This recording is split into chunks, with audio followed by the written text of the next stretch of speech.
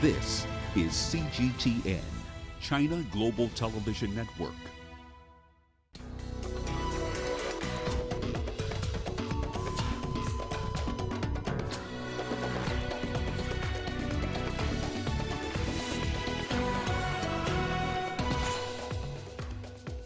Umaro Sissoco Embalo wins Sunday's Guinea-Bissau presidential election. Somali forces killed 20 al-Shabaab militants in Lower Shabelle province. And Arab League warns against deployment of foreign fighters in Libya. Hello and welcome to Africa Live, only on CGTN. I'm Karen Roberts, live in Nairobi. Rama joins me now with all your business headlines. Thank you very much, Karen. Here's what's coming up in the course of the hour. Sales at Zimbabwe's largest drinks maker have fallen steeply due to power and fuel shortages. And we'll also be taking a look at infrastructure projects being executed by China in Tunisia. The details on those stories and lots more coming your way in the course of the hour. For now, though, let's start with the latest in current affairs with Karen. Thank you very much, Rama. We begin in Guinea-Bissau, where former Prime Minister Umaro Sissoco Embalo has won Sunday's presidential election. The Electoral Commission says Embalo garnered 54% of the vote to beat opposition candidate Domingos Simios Pereira in the runoff vote. Embalo will succeed incumbent President José Mario Vaz, whose tenure was marred by political infighting, a poorly functioning parliament and corruption. As the newly elected President, Embalo has the task of creating political stability and curbing widespread poverty in the West African nation.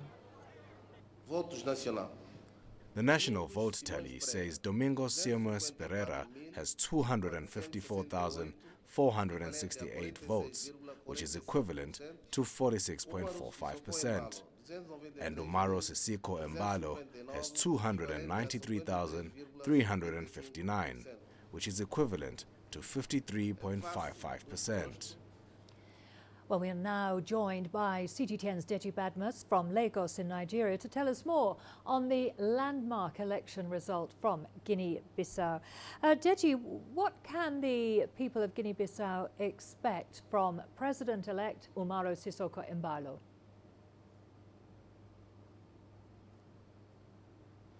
Well, Karen, the first thing to say is that you indeed described it as a landmark election, and you're quite correct, because nobody expected that Embalo was going to pull this huge surprise. The PAIGC had been in power in that country since it gained independence in 1974. The PAIGC, the ruling dominant party in that country, so nobody saw this coming. But Embalo has managed to pull a surprise, of course, with the support of the other candidates who pulled out of the race.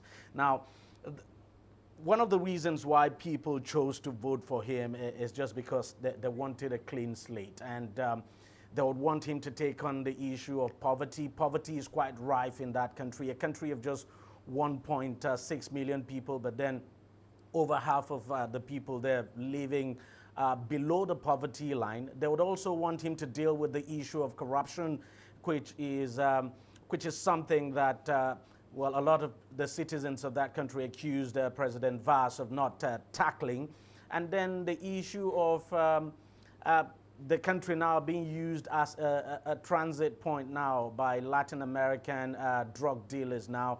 That's one big issue that a lot of people want to see resolved. But very, very urgently is the fact that people want to see the new president deal with the issue of poverty and corruption. And it's going to be a very, very monumental challenge for this new president. We're talking about a country that is very poor. The price of cashew nut, which it depends on, is very volatile, not doing well at all. So we just wait and see.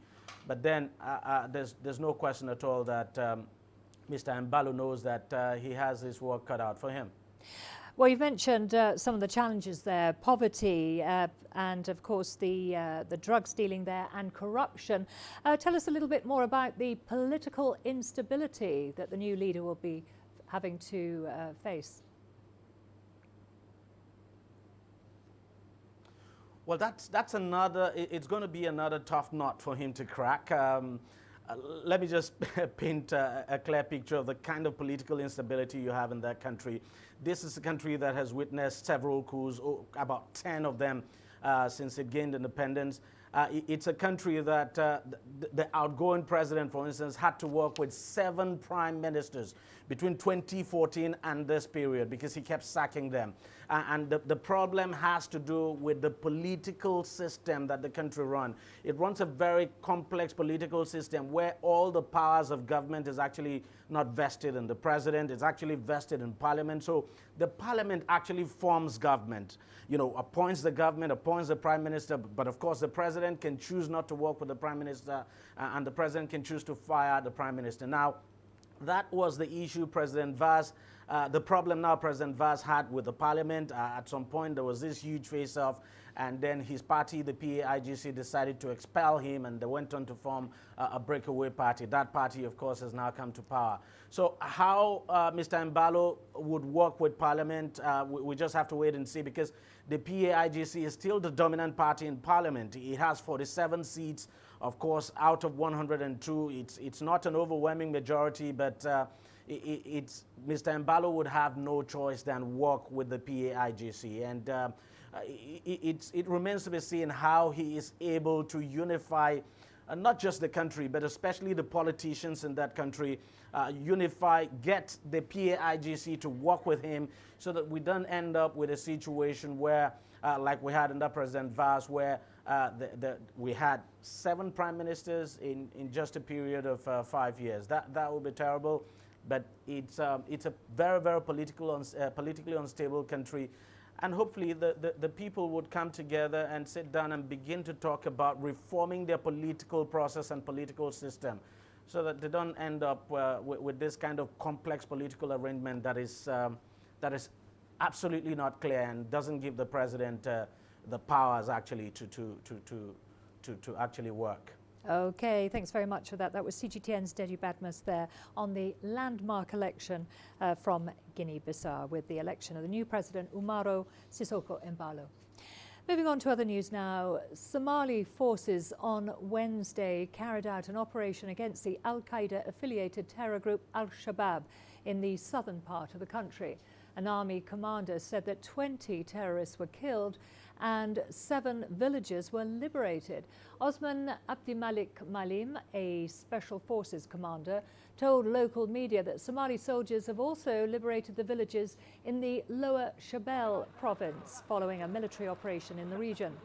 Several other terrorists were wounded during the mission, with Malim adding that the operation will continue until the group is wiped out of the region. This operation comes 4 days after Al-Shabaab claimed responsibility for a suicide truck bombing at a busy intersection in the capital Mogadishu. Around 80 people, including university students and 2 Turkish nationals, were killed. Well, for more on this, we can now go live to Mogadishu, where journalist Mohammed Kahiye Mohammed now joins us with the latest. Thank you very much for joining us. What more can you tell us about this military operation? Was it, would you say, a swift response to the bombing blamed on Al-Shabaab on the weekend? Well, the operation was carried out by Somali Special Forces, locally known as Danab, yesterday in Lower Shabelle region, which is just bordering Banadr region, which hosts Somalia's capital, Mogadishu. The military commander said 20 Al-Shabaab militants were killed and several others were wounded. In the operation, they recaptured 7 villages. And well, for the sake of our viewers, Lower Shabelle region is strategically important when it comes to the security of Banadr region, which hosts Somalia's capital. Whoever is in control of the Lower Shabelle region has the upper hand on the military maneuvers in what is going on and what's coming out of the Somalia's capital's Banadr region. So this military operation, for information, has been ongoing on. It was launched mid last year by Somali troops in support or backed by the AMISOM peacekeeping forces. In that process, they recaptured a lot of towns which were previously controlled by armed group Al-Shabaab. They included Odigle, an agricultural town 70 kilometers south of the capital. It includes another agricultural town called Anole. There is Berire, there is Guinea-Bissau. So the recapture or the control of the Lower Shabelle region is very important, and the Somali government with its international supporters have been trying very much to get control of the Lower Shabelle region, which is very important for the peace and security of Somalia's capital. Many believe that a lot of the attacks that are carried out by armed group Al-Shabaab, which is most recently, last week or last year, 4 days ago, where a lot of people, 80 people were killed, are planned before sent to the city, Somalia capital in Lower Shabelle. So the recapture or the control of Lower Shabelle is very significant, and that is what the Somali government and its supporters, including the AMISOM peacekeeping troops, are trying their best. And Mr. Mohammed, what has been the reaction to this operation, with Somalis still mourning the country's deadliest attack in 2 years? Well, this latest operation by Somali troops in Lower Shabelle region won't change much on the ground, because a lot of families are still mourning their loved ones killed in the truck bomb attack. Others are nursing the wounds of their families still in hospital. So if you talk to people, they view it as maybe a PR or a campaign by the government, which previously has been carrying out quick and unplanned military operations against Al-Shabaab in form of arresting or prosecuting Al-Shabaab suspects held in prisons here in the capital, to try to stop the reaction of the people, or a PR campaign. So this won't change a lot on the ground currently, because most of the residents of the city will tell you that they're not much concerned about operations going on in the regions. They are much concerned about the strategies by the government of Somalia to stop these attacks, which have caused a lot of lives and also destroyed a lot of structures on their property here in the city. So the residents want the government to focus more on stopping, more strategies on stopping these attacks, than rather launching operations far away from the city, which will not have much effect on what's going on here in the capital. And Mr. Mohammed, talking about these strategies, would you say that this mission is proof that the huge resources deployed to prop up Somalia's central government and its military are working?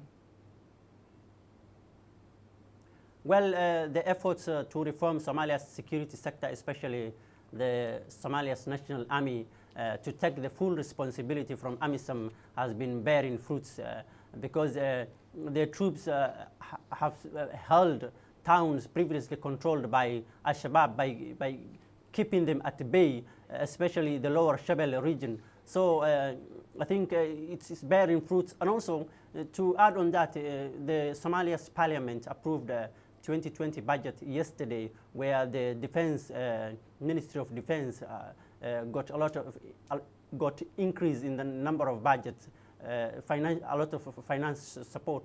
So many believe that if there is a lot of resources allocated to the security sector, especially the defense department, much will be improved as far as the security of the country is concerned. Okay, thank you very much for joining us. That was Mohammed Kahiye Mohammed. Thank you so much for your analysis. Moving on to other news now, to Egypt, where the Arab League has held an extraordinary meeting in the capital, Cairo.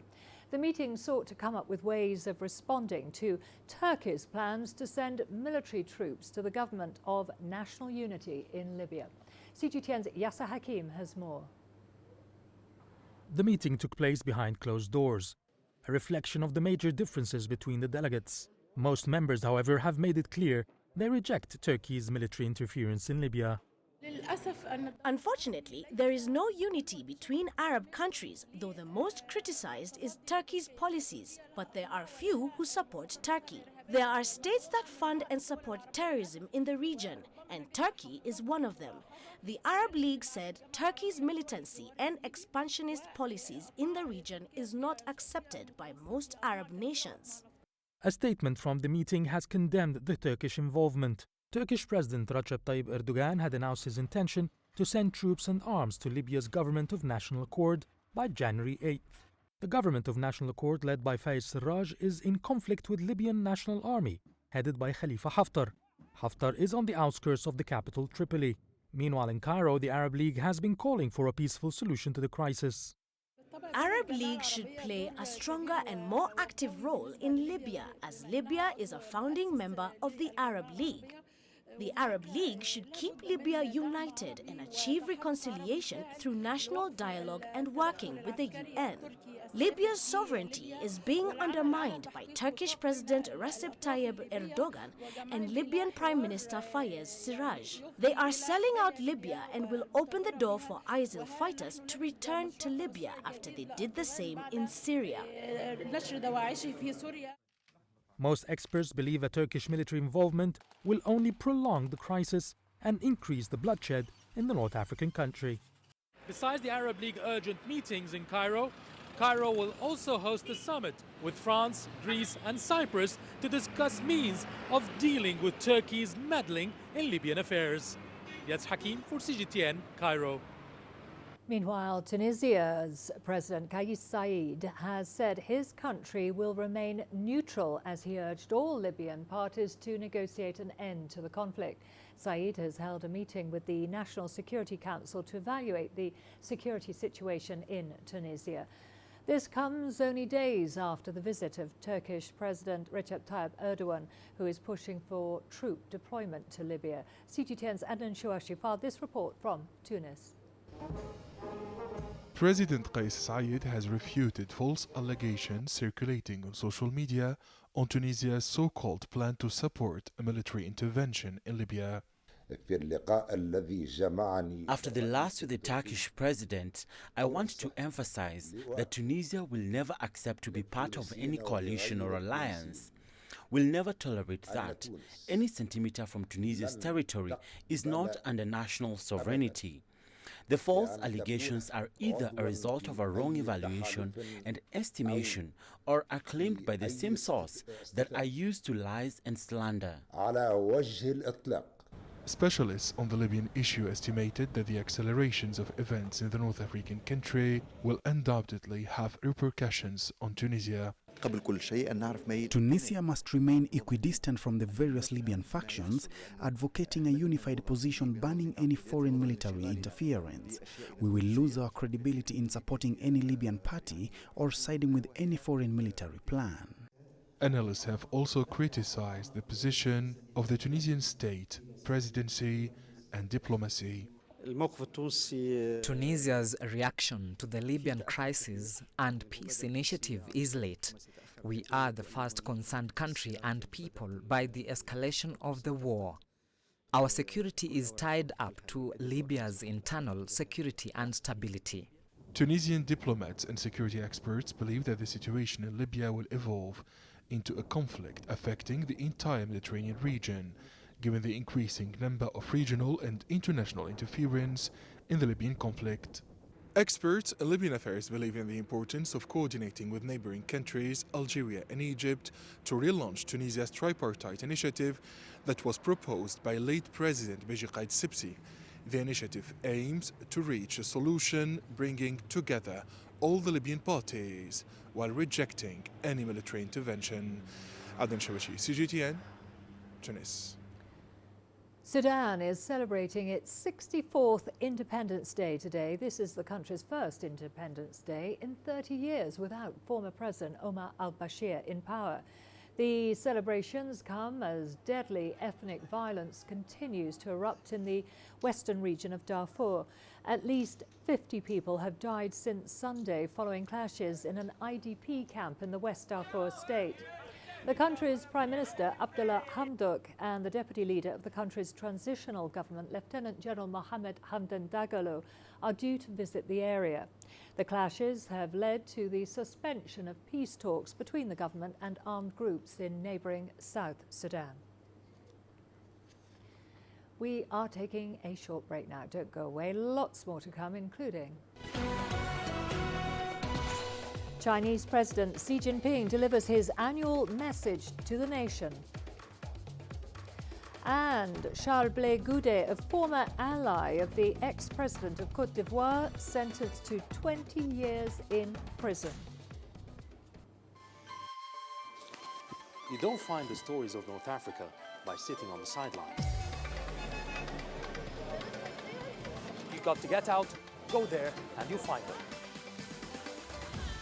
In the bazaars of Casablanca, among the crowds in Cairo, who come to visit Cairo, the ancient capital of Egypt. Along the waters of the Nile, along the sands of the Sahara. No one else will take you where we can in North Africa. No one else will show you what it's all about. CGTN, see the difference.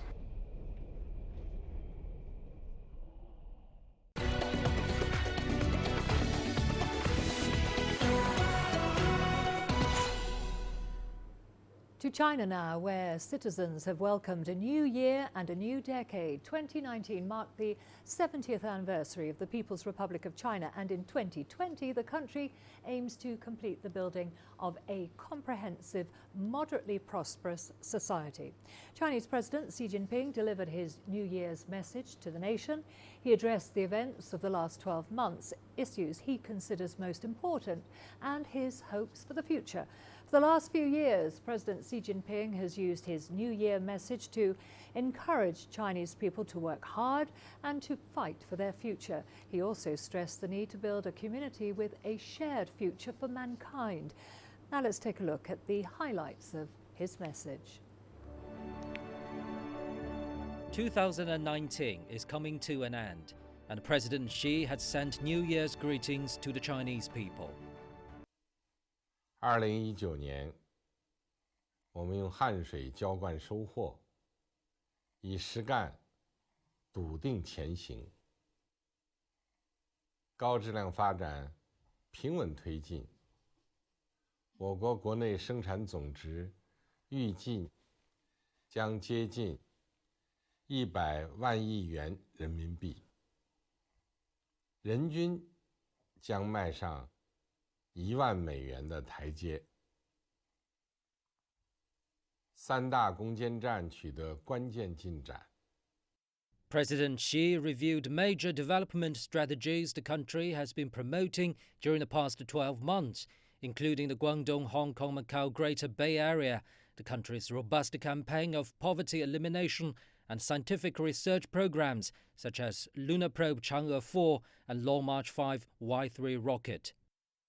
President Xi also talked about the major events that China witnessed and the significant achievements it made over the past 12 months, such as the Import Expo, the Grand Military Parade, and the celebration of the 70th anniversary of the founding of the People's Republic of China. The Chinese president also shared his outlook for the new year. 2020年是具有里程碑意义的一年。 我们将全面建成小康社会，实现第一个100年奋斗目标。2020年也是脱贫攻坚、决战决胜之年。 President Xi said the successful practice of the one country, two systems policy in Macau shows that the policy is fully applicable. He also said that his heart is with the people of Hong Kong. Finally, he encouraged the Chinese people to work hard and fight for their future. 祝大家新年快乐！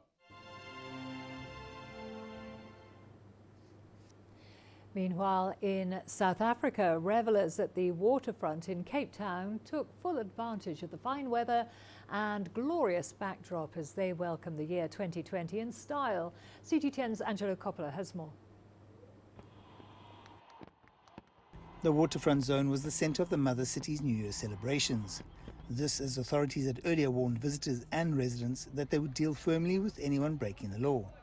That warning didn't stop the festivities or excitement for the opportunities on offer in 2020. I'd say my highlight for 2019 was me being crowned first runner-up for Miss Soweto. So yeah, that was my biggest achievement for 2019. To be united, really. I feel that our country needs unity, not only with our country, but with other African countries as well. In his New Year's message, SA President Cyril Ramaphosa said that as the country enters this new year and this new decade, he's encouraged by the progress we have made under difficult conditions, knowing that we still have many mountains to climb and many treacherous rivers to cross. My highlight for 2019, I bought a new car and a new house. I want to open a big business. I got a business, but it's small, but I want to grow it up. Ramaphosa says South Africans know only too well the enormity of the challenges that confront the country. But he says the country is united in the knowledge that it has the means and the determination to overcome them. With regards to the government, I would like to see the more or less corruption around the country. I would like to see South Africa grow together with strength. I would like to see unity amongst all culture, races. And of course, I would like to see the unemployed get jobs. I would like to see the less fortunate being given opportunities and becoming a rainbow nation, becoming strong. While the revelers were out partying in the city centre, life in the nearby townships remained subdued, with a high police presence as gangs continued fighting each other. Hey, policeman, the corruption must not take place this one. Yeah, because we saw many leaders who were very corrupt in this 2019. It was a disgrace, but we see this 2020, that must not happen.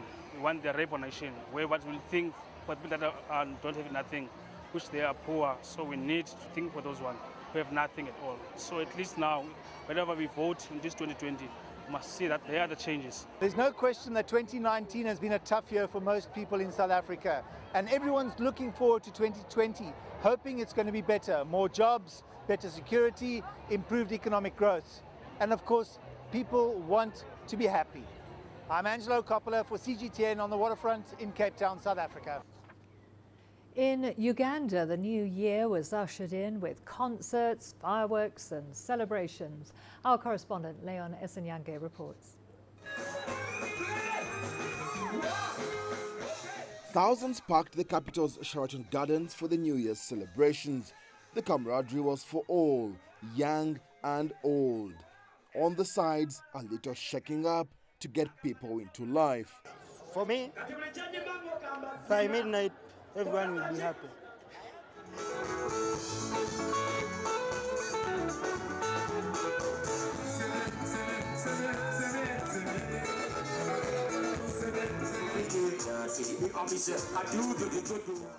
Local musicians took to the stage, much to the delight of the partygoers.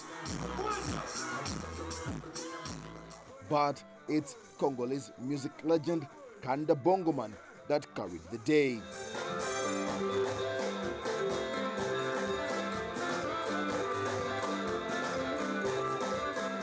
And this is what it looked like as midnight struck.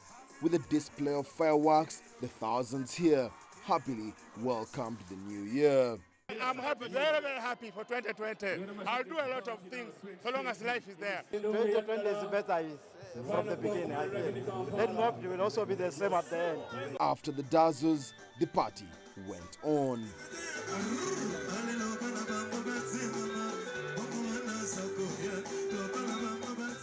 Celebrations for the new year will probably go on for the next few days. But for the many people here, they are hoping for better prospects now with the year 2020 well ushered in. Leon Sanyanga, CGTN, Kampala, Uganda. In Côte d'Ivoire, Charles Blé Goudet, a former ally of the ex-president, has been sentenced to 20 years in prison. A court in Abidjan sentenced him in absentia. Blé Goudet remains in Europe after being acquitted by the ICC for crimes against humanity. CG10's Daniela Pearson reports. Charles Blé Goudet was once known as Côte d'Ivoire's General of the Streets. He was said to be the right-hand man of former President Laurent Gbagbo. During Gbagbo's presidency in the early 2000s, Blé Goudet headed the notorious Young Patriot street militia. This gentleman forgets that no army, however powerful, can come here and remove Laurent Gbagbo and then install him. It won't happen here in Abidjan. Not here in Abidjan. Not here in Abidjan. We are not prepared to negotiate our freedom. We are not prepared for Alassane Ouattara to replace Laurent Gbagbo. Here, Blé Goudé refers to Gbagbo's bitter rival and current Ivorian president, Alassane Ouattara. During the post-election upheaval of 2010, some 3,000 people were killed after Gbagbo refused to accept defeat. The youth of Ivory Coast, are you ready to join the army, to serve your country? I call on all youth of Ivory Coast to report to the army headquarters on Monday at 7 in the morning to enroll in the army. Both Blé Goudé and former President Gbagbo were charged by the International Criminal Court. In 2018, they were subsequently cleared of crimes against humanity. Blé Goudé has remained in Europe while ICC prosecutors appeal against the acquittals for rape, torture and other crimes, charges that Blé Goudé has denied. All my political actions were always guided by only one principle: never write my name on the wrong side of history, and to not damage the legacy of my descendants and of my close family, and to not shed the innocent blood of my fellow citizens. I would never participate in that. But many back home are still looking for justice. And in December 2018, Ivorian prosecutors brought fresh charges against Blé Goudé for his role in the civil war. Daniela Pearson, CGTN. Now here's Rama with all the business news. Over to you. Thank you very much. Here's what's coming up in business. Sales volumes at Zimbabwe's largest drinks maker fall due to power and fuel shortages. And we'll also be taking a look at infrastructure projects being executed by China in Tunisia. Africa is the nexus of enterprise, and global business will tell you why it matters. From the mega investment projects to multi-billion-dollar mergers and acquisitions. Africa today collects, just in terms of revenues from taxes alone, $545 billion a year. If you take 10% of that and you devote it to the energy sector, problem solved. All this on Global Business, weekdays at this time on CGTN.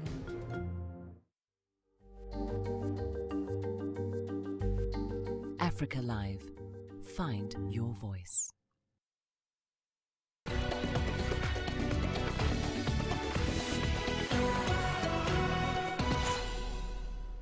Let's start in Zimbabwe, where the country's largest drinks maker, that's the Delta Corporation, is reporting a 48% year-on-year fall in half-year lager sales. Now, the fall is being attributed to critical shortages of electricity and fuel, which in turn affected both output and distribution.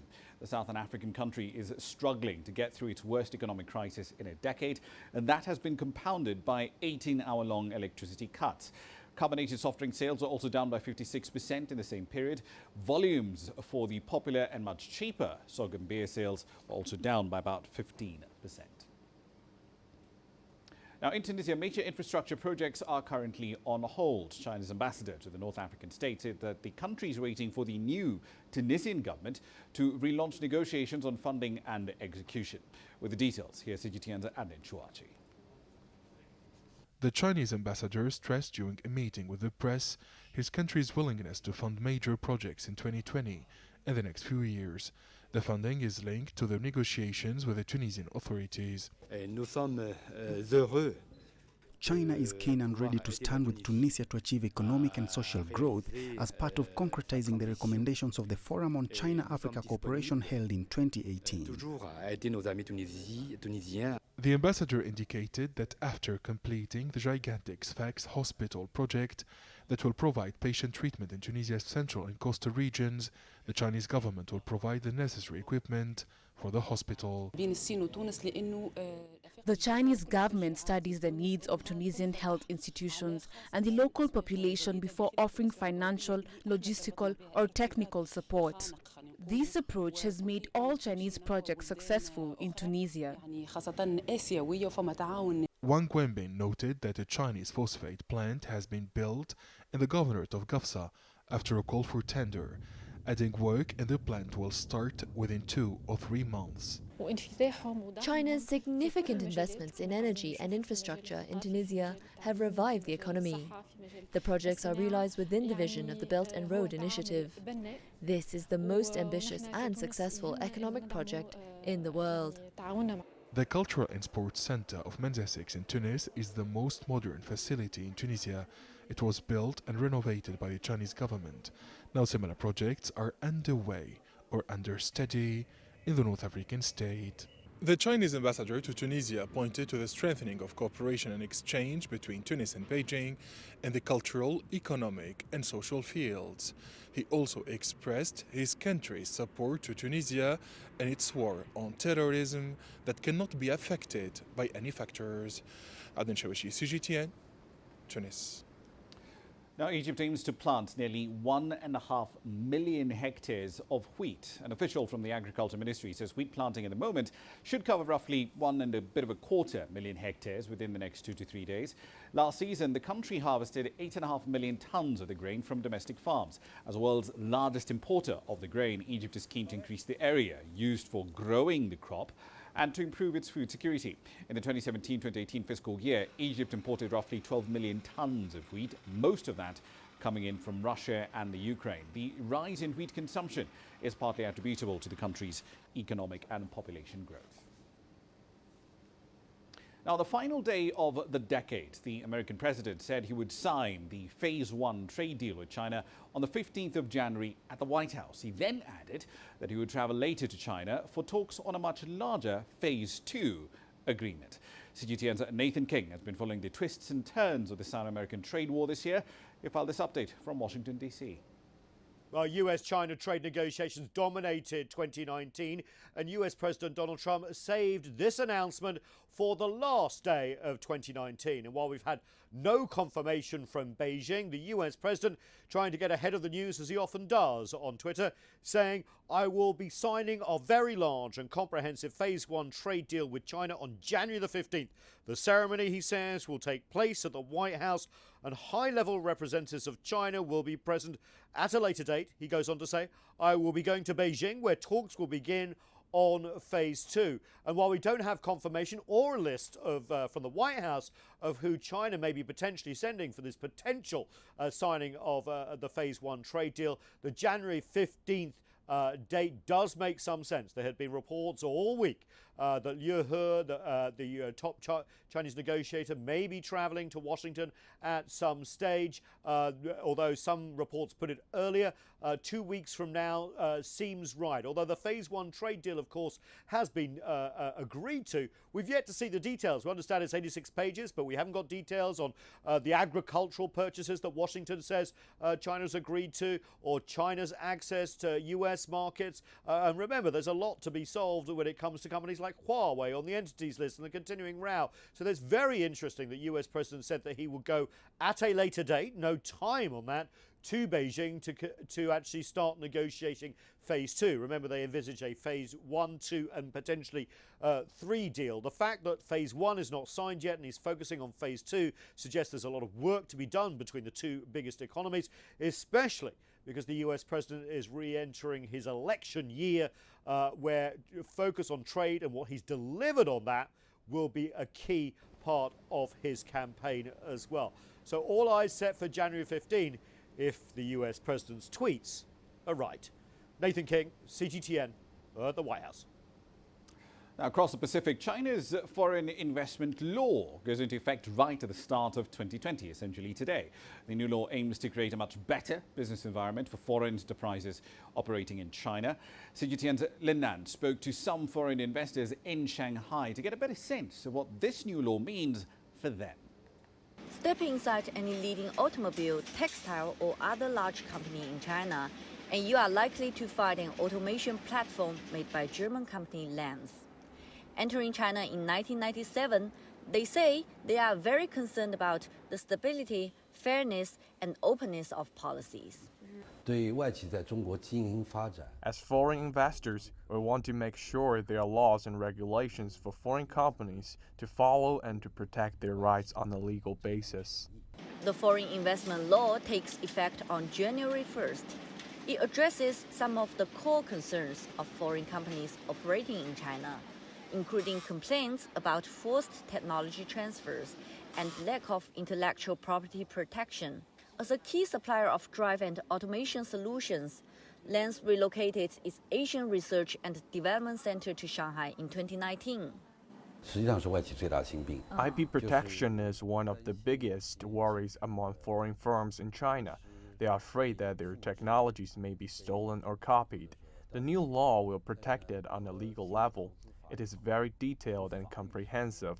I think it will reduce foreign firms' worries to some degree and boost their confidence and hopes for doing business here. The new law places great emphasis on equal national treatment of foreign investment, putting foreign investors on a more level playing field with domestic investors and giving them equal protection. Also on the market access barrier, we have seen in the past year that the China authorities, they try to lower it, and a big job was done. But on the other hand, there are many indirect barriers when companies arrive doing business on the territory. We hope that it will help to boost the equal treatment between Chinese and European companies. Foreign investors say ensuring the consistency of the new law's enforcement on different levels is as important as passing the law itself.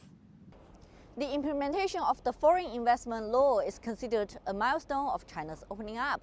Authorities hope it will create a more stable, transparent, and fair business environment for foreign companies. Lin Nan, CGTN, Shanghai.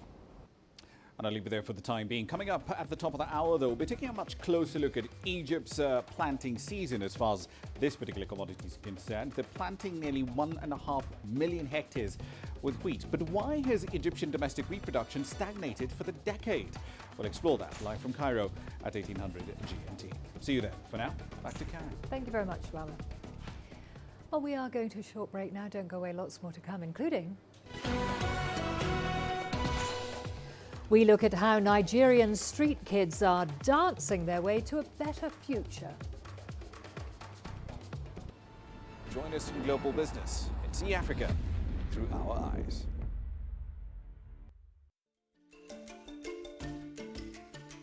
Africa Live. Find your voice.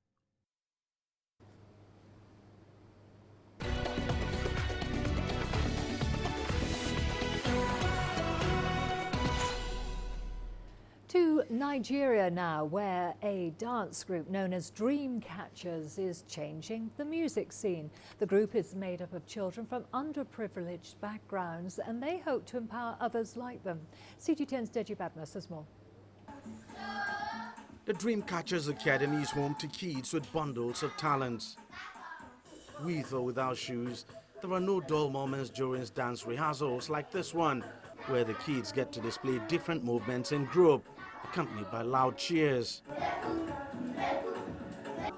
One after the other, they also show off their skills as they sing along to popular songs. Sheyi Oluyole runs the Free Academy to empower orphaned, street and impoverished kids. She says her experience of poverty as a young child made her realize what it feels like to be in a helpless situation. I believe every child deserves an opportunity to succeed, irrespective of their background. And I realized that there are so many people that have talent, but because they don't have the opportunity. So for me, it's like this academy is like a ticket for these kids to a better life. So they would have opportunities that they otherwise might not have ever dreamed of or had. But this is not just about dance.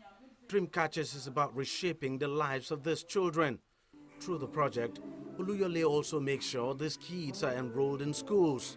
Her biggest projection is an art academy which provides life skills and formal education. During school days, we only rehearse for 1 hour.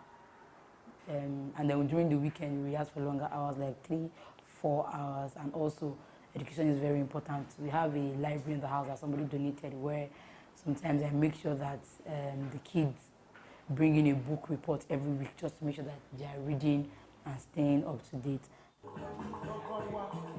This is 9-year-old Oluwaseun. You can tell from watching her dance that she is happy to be here. Things became difficult for her family after her dad passed on. But ever since Dreamcatchers took her in, her dream of becoming a great dancer has seen a major support. Now I'm eating good food, and now I have good clothes to wear. I've gone for a lot of shows that we can't count it. I want to become a teacher when I grow up and a dancer. Because whenever I'm sad, when I dance, it always makes me happy. Each child here is fed daily at a cost of about $3, and Oluyole has taken it upon herself to provide these from her personal savings, donations, and what the academy makes from paid shows. While this can be overwhelming on its own, she also has to deal with some of the children's psychological challenges. They have different upbringings, different beliefs, different experiences, and sometimes it clashes compared with mine, considering the fact that there's something I want to see. I'm trying to raise world leaders. The academy is intentional about the enrollment of students to ensure the proper values that will last a lifetime are instilled in them.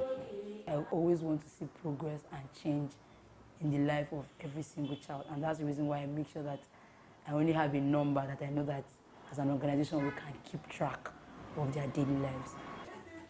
In spite of its entertaining effects, dance is beyond movement for these kids. It's their hope out of poverty and a tool with which they can change the world.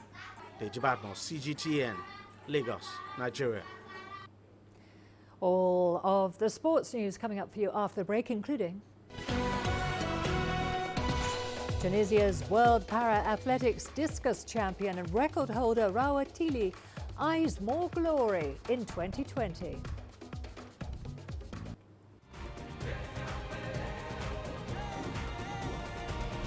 Africa Live. Find your voice.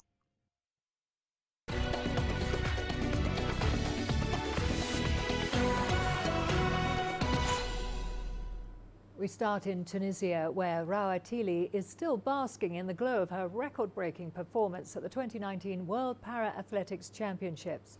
Tili won gold with a discus throw of 33.48 metres, erasing the previous standard of 33 metres. CGTN's Adin Shuashi reports now on her plans for the upcoming continental and international tournaments. Rawa was born and raised in the mining city of Gafsa. Her name means magnificent, and she behaves as such. The 30-year-old world champion is also a multi-gold medalist at the Paralympics. Many people in the world view my successive performances, titles and gold medals as miracles. However, it's the result of hard work, training, dedication for my goal, and strong belief that nothing is impossible in this world. Mohamed Ali Benzina is the shot put and discus national coach. He's accompanied Rawa since her beginnings in the discipline, here at the National Sports Center in the capital city, Tunis. Rawa is very fast and strong. The national Paralympic team has built on her physical qualities. She never complains about anything. Our champion trains more than others and is very clean. During her 13-year career, Rawa has won many gold medals and broke her own records. Tili remembers each tournament, but she believes that Beijing Summer Paralympics changed her life. I'm proud of having competed in the 2008 Summer Paralympics in Beijing, China, where I won a gold medal in the women's shot put F40 event, throwing a new world record. The experience in China paved the way for more gold medals in the London and Brazil Paralympics and the IPC Athletics World Championships. The results of the 8th edition of the Best Tunisian Athletes poll for 2019 were announced this week by the Tunis Afrique press news agency, organized annually by TAP. The poll is based on a selection made by sports journalists and experts. Rawa Tili has remained undefeated after totaling 449 votes in the Best Female Paralympic Athlete competition. Rawa Tili is one of the most successful athletes in Africa, the Arab region, and the world. The Tunisian champion now dreams of new gold medals and records in the upcoming Paralympic Games. Adin Shawashi, CGTN, Tunis. In football, it's been a phenomenal year for Tanzanian striker Mbwana Samatta. The country's talisman, who captained the Taifa Stars at the African Cup of Nations in Egypt, scored 32 goals in 51 appearances last season in all competitions for his Belgian club Genk. CGTN's Isaac Lukando looks at what's in store for the newly crowned Tanzanian 2019 Sports Personality of the Year. 2019 was a big year for KRC Genk Football Club striker Mbwana Ali Samata. At the age of 27, he made history by becoming the first Tanzanian footballer to play in the UEFA Champions League. And that may be down to smart career choices. His mind was set on taking his career forward. He said, "Let me go. When I go to Genk in Belgium, I am progressing career-wise." In 2016, Samata left good pay at TP Mazembe in the DRC to join KRC Genk in Belgium. The decision resulted in him ending the season as top scorer, winning him the Ebony Shoe Award. He also helped his team win the Belgium Jupiler League and qualify for the UEFA Champions League. Samata's success has not only brought him many adoring fans at home and abroad, but it has also put Tanzania on the map, emerging as a symbol of hope for the country's budding football talent. Samata also did well at home. He led the Tanzanian national team, Taifa Stars, to qualify for the Africa Cup of Nations following a 30-year absence. His fans see him doing much more. I don't think there's any other player that has reached his level, and we expect to see many others like him. If he puts in more effort, he will go further than where he is at the moment, because football has its highs and lows. It's good that he's playing in Europe, but I would very much like to see him play in the United Kingdom. There is currently much speculation surrounding a possible move to the English Premier League. His advisor believes he knows his preferred team. He talked about Manchester United, and at the time he would do so as a fan because he played football and loved Manchester United. He said he would love it if one day in his lifetime he would play for Manchester United. As Samata concludes his year, a group of Tanzanian footballers practice, perhaps each of them nursing the dream of becoming the next Mbwana Samata. Isaac Lukando, CGTN, Dar es Salaam. We now shift attention to the English Premier League, where Brighton and Hove Albion forward Alireza Jahanbakhsh scored with a brilliant bicycle kick in the second half to force Chelsea to a 1-1 draw on Wednesday.